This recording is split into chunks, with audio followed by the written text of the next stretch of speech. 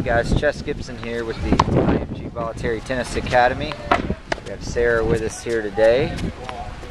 Sarah's been spending a week here training with us, and really enjoyed having her here. She's been training with Group 1 over on the top court, so she's been having some good competition this week. And what we wanted to do was, first of all, just say thank you for Sarah coming here and getting the opportunity to work with her and have an impact on her game. She said she's got a coach back at home, and said she plays a lot of indoor tennis. I think Vancouver, that would make a little bit of sense, that she's playing some indoor tennis.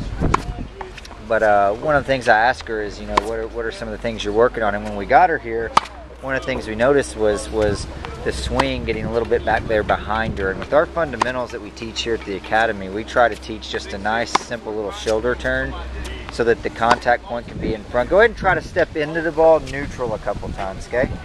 So that the contact point can be in front and we can really extend. Step in, okay? So what she likes to do is she likes to obviously see there, she likes to hit a lot of open stance, which is not incorrect. But what we want her to be able to do as well is learn how to step in neutral a little bit. That was pretty good right there. That's neutral. To be able to really hit. But with that backswing, the only reason we want to try to keep it compact is one of these days she's going to want to play, and she's going to want to stay as close to the baseline as she can, especially when the ball speed picks up. So we want to be able to stay on the baseline and take the ball early without having to scoot back in the court. And a lot of times with the backswing being a little bit big, that happens. All in all, very good forehand. Very athletic girl here. I wouldn't say a whole lot more on the forehand. Just try to keep it a little bit compact, and continuing to try to keep that contact point out in front. Accelerate the racket through the hitting zone with a nice relaxed right arm. Grip looks good. It's got a good foundation. Wears the middle of those strings out. I don't see her shanking a whole lot of balls here. So she's got good hand-eye coordination and all the makings for a really big forehand. So we just keep working on that compact backswing, and the forehand ought to be in good shape. Obviously, in time, we're going to want to be able to mix it up a little bit. Going to want to be able to hit different heights, speeds, and spins for variety in the game, so that we can work to continue being effective. Let's look at your backhand. Very good on the forehand. Only thing I was saying is, with the swing, that we're working on that. And the reason why we want to do that is we want you to be able to stay as close as you can to the baseline. Okay? And the ball speed picks up and the game gets at a higher level and higher level. It gets hard to do that if the swing is big and late. Yeah, right. And we don't want you to have to do that. Okay? If you can help it. So that's why we just want to keep it here. Doing better with it. I can tell that you're working on it. Okay? Which is really good. As long as this right hand stays on this side of the body, then you're in good shape. When this hand starts getting back here, that's when it takes a long time to get to contact. You understand what I mean? Yeah. Let's look at the backhand. Very good. It's just telling the camera here, very athletic. Okay, you're wearing the middle of your racket out, so that tells me you've got good hand-eye coordination, okay? Make good contact. Here we go. Looking at some backhands. Very good backhand. Once again, very athletic with the backhand. Looking for good extension in the front of the swing. Extend those arms all the way out. Very good. We want to make sure that we extend those arms all the way out, or at least as far as we can in front, because we want that ball to be penetrating, we want it to be heavy. And in terms of leverage, the longer those arms are in the front of the swing and the more extended towards the target she is, the better that's going to be. You see that racket getting just a little bit back behind her there. We want to try to, just like the forehand, keep that compact so that the contact point is good and in front. Make sure, just like on the forehand, that you just prepare, nice easy turn, and then you're out, okay? Same concept in mind. Nice easy turn and then out. Very good. Excellent. Good. All in all, very good. Good feet. When you do your recovery step, you want to make sure that you come around wide, okay, for balance. Come around wide. Show me right here just a couple. So you hit around. Yes, there we go. Now you're balanced. Very good. Two more. Good. One more. Sarah, that's awesome. Very, very good player. Coach's done a good job back at home. You have a good coach, don't you? Yeah. All right. Let's warm up your arm. I'm going to see some serves, okay? Very good job technically. Thank you. This is where we filmed the serve from, so scoot over just a little bit there. So if you're ever doing video back at home, you can use these angles to serve and to look at the technique. Couple practice.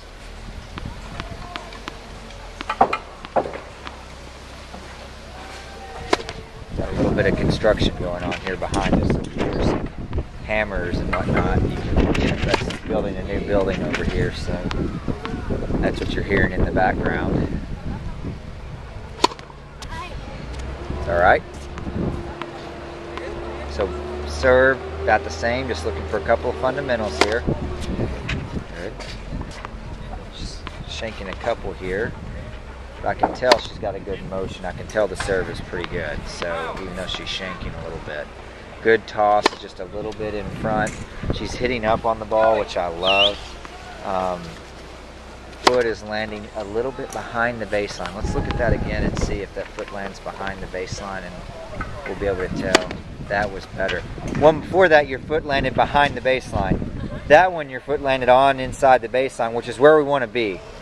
Okay, we want to make sure that toss is in front a little bit so that when you use your legs and you finish, you're finishing on or inside the baseline, even on a second serve.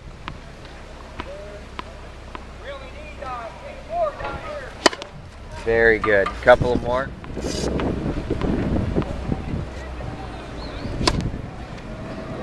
All right. Were you trying to hit a second serve? Yeah. Yep. Okay. Do it again. Very good. Very, very good.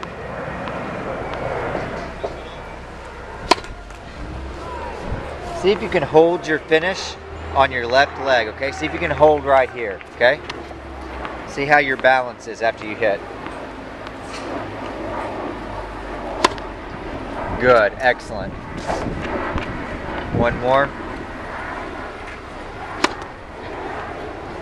That's outstanding. Very, very good. Guys, Sara, pretty good job. Backswing, working on that a little bit, okay? Want to be able to take the ball out in front, want to take it early. Backhand, same thing, okay? Don't get too far back there. It's very good. Okay. Just want to make sure that we make it possible for Sara to be able to take the ball early on both sides.